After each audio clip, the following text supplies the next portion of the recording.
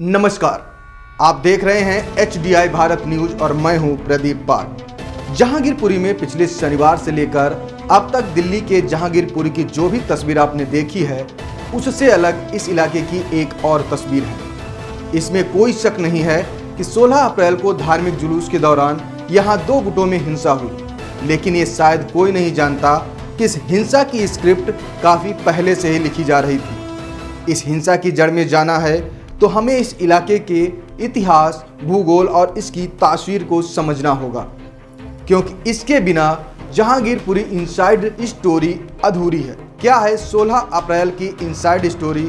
देखें जहांगीरपुरी हिंसा की पूरी रिपोर्ट। देश की राजधानी दिल्ली के उत्तर पश्चिम में बसा जहांगीरपुरी इलाका इन दिनों सुर्खियों में छाया हुआ है। हनुमान जयंती के मौके पर निकली शोभा यात्रा के दौरान हुई सांप्रदायिक हिंसा ने दिल्ली के इस इलाके को पूरी दुनिया में चर्चा में ला दिया है। लोग इस इलाके के इतिहास, भूगोल को समझना चाहते हैं, जानना चाहते हैं कि वो कौन लोग हैं जो यहाँ रहते हैं, वो कौन लोग हैं जो आपस में भिड़ गए, वो कौन लोग हैं जिन्हें एक दूसरे का दुश्मन बताने की कोशिश की जा रही है। बहुत सी ऐसी बातें हैं जो हमारे सियासी नेता सुनना नहीं चाहते। उन्हें इस हकीकत को एक नया मोड़ देना है। कहानी में उन्हें थोड़ा मसाला चाहिए। अगर हिंदू मुसलमान एक साथ मिलकर रहने लगे तो उनकी सियासत का क्या होगा? इसके लिए जरूरी है हिंदू मुसलमानों से दूर रहे और मुसलमानों से हिंदू दूर रहे। दोनों धर्मों पर खतरा मंडराता रहना चाहिए, वरना इन सब बातों को छोड़कर देश तरक्की न कर ले, देश पढ़ लिख न जाए, रोजगार में न लग जाए। अगर ऐसा हुआ, उनके लिए शोभा यात्रा में नंगी तलवार कौन लहराएगा? कौन उस शोभा यात्रा पर पत्थर चलाएगा? कौन मस्जिद की मीनारों पर भगवा लहराएगा? कौन राम के भक्तों का रास्ता रोकेगा? ये सब चलता रहना चाहिए, तभी सियासत जिंदा रहेगी। खैर, मुद्दे पर आते हैं। मुद्दा है जहांगीरपुरी, वो जहांगीरपुरी जिसको लेकर मीडिया में तरह तरह के दावे किए जा रहे हैं। कोई कहता है यहाँ रोहिंग्या मुसलमान रहते हैं, तो कोई कहता है यहाँ बांग्लादेशी हिंदुओं ने माहौल बिगाड़ रखा है। मगर सवाल ये है कि अगर ये विदेशी घुसपैठिए हैं तो ये यहाँ आए कैसे? कौन इन्हें लाया? किसने इनको यहाँ बसाया? हाँ, एक बात ये भी सच है, दिल्ली के उत्तर पश्चिम में बसा जहांगीरपुरी ही वो इलाका है जहाँ पर लंबे समय से प्रवासी रहते आ रहे हैं। दिल्ली वाले इसे प्रवासियों का डेरा भी कहते हैं। अगर आप इस इलाके को देखेंगे तो आप पाएंगे कि जहांगीरपुरी की वसाहत ठीक वैसी ही है जैसी प्रवासी कॉलोनियों की होती है। तंग गलियां, बेतरतीब मकान, सड़कों पर गंदगी का अंबार और जरूरी सुविधाओं से जूझती आबादी। दिल्ली का ये वो इलाका है जिसकी चर्चा शायद ही कभी होती हो। विकास भी यहाँ इसकी चुंगी कटवा कर अंदर आता है। लेकिन आज यह इलाका पिछले शनिवार को हुई घटना के बाद पूरी दुनिया में कुख्यात हो गया है। ज्यादातर इस इलाके के लोग उत्तर प्रदेश, बिहार और राजस्थान के हैं। ये तमाम लोग अलग अलग धर्म, संप्रदाय और जाति के हैं। हाँ, इनमें एक चीज कॉमन है, वो है गरीबी। सरकार की मेहरबानी से ये लोग साथ में तो रहते हैं, लेकिन इनके पास अपने मकान बनाने का कोई विकल्प नहीं है।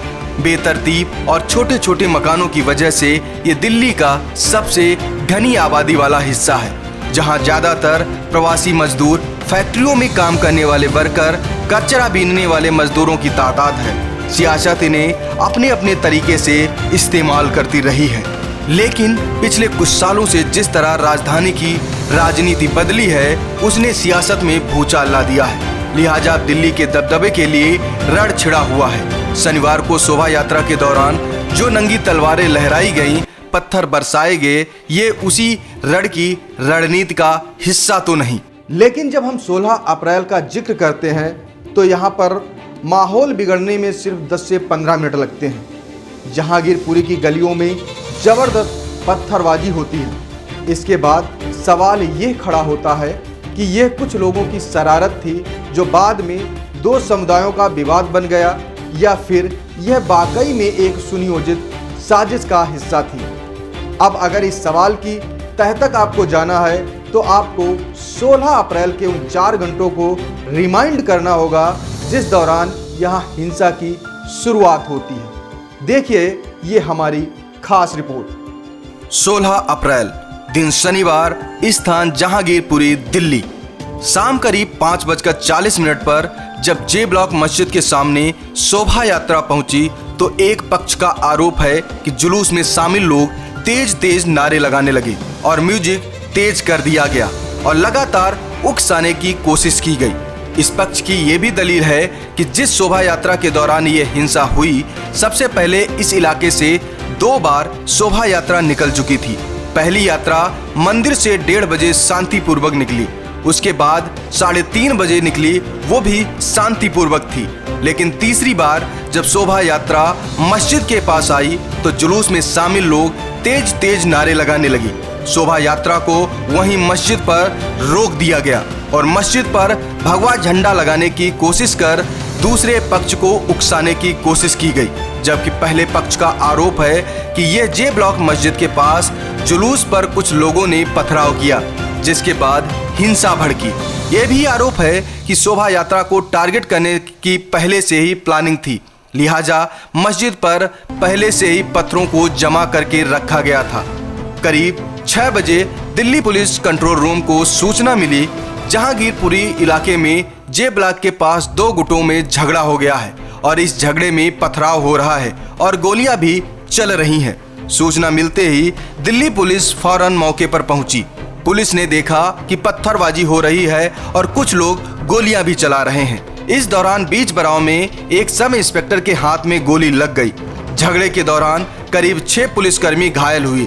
हालात बिगड़ते देख वहां पर एक्स्ट्रा पुलिस फोर्स बुलाया गया। करीब 7 बजे तक सभी सीनियर ऑफिसर्स मौके पर पहुंच गए, तब जाकर हिंसा को पूरी तरह कंट्रोल में लाया गया। इस पूरी जद्दोजहद में करीब 1 घंटे का समय लगा। लगभग 8 बजे तक हालात पूरी तरह पुलिस के कंट्रोल में आ गए। 17 अप्रैल दिन रविवार, स्थान जहांगीरपुरी, दिल्ली।